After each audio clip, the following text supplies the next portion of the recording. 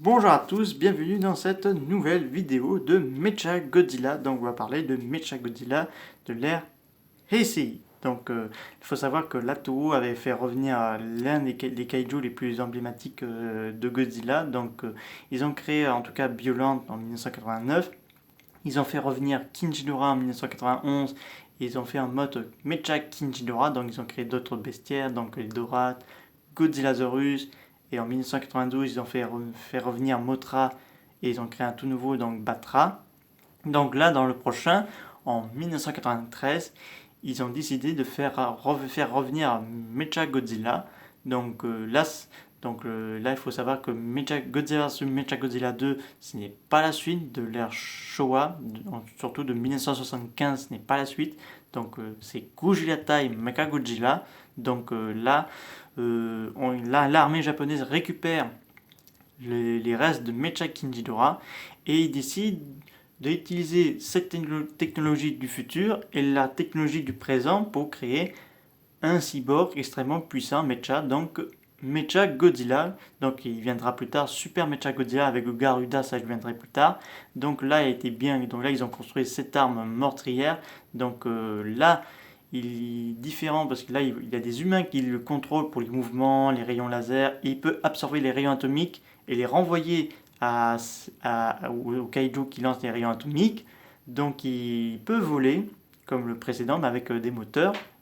Donc extrêmement assez coriace. Donc Godzilla et lui se rencontrent. Bon là c'est la victoire de Godzilla en première round.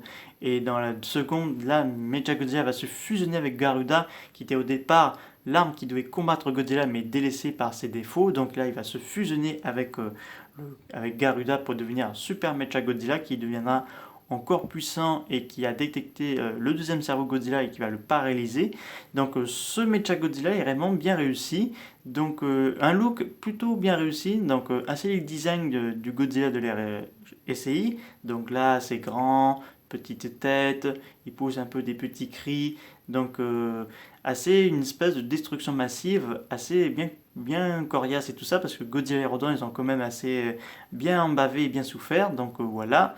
Donc il y a eu plusieurs projets avec Mecha Godzilla après ce film, notamment il devait revenir dans Godzilla versus Space Godzilla, parce qu'on doit faire à nouveau reconstruire un nouveau Mecha Godzilla, mais sauf ça a été délaissé parce qu'ils n'ont pas voulu réutiliser le même personnage, donc ils ont réutilisé Mugira.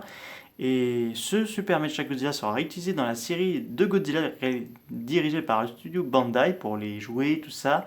Donc petite série qui passait vers les coups fin des années 90.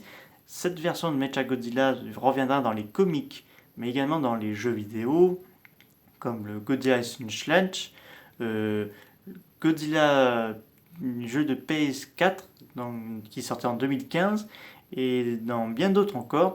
Ce Mecha, je l'aime bien beaucoup, mais j'avoue, il est assez bien réussi, mais mon préféré c'est celui de Millennium, qui a un style extrêmement vraiment super, bien un design excellent je trouve. Voilà, Mecha Godzilla de l'ère SCI est plutôt bien badass quand même. Un char d'assaut vivant. Voilà, c'est la fin de cette vidéo pour Mecha Godzilla, Super Mecha Godzilla de l'ère SCI. Vous parlerez bien sûr de Mecha Godzilla de l'ère Millennium. Je vous dis à très bientôt. Au revoir.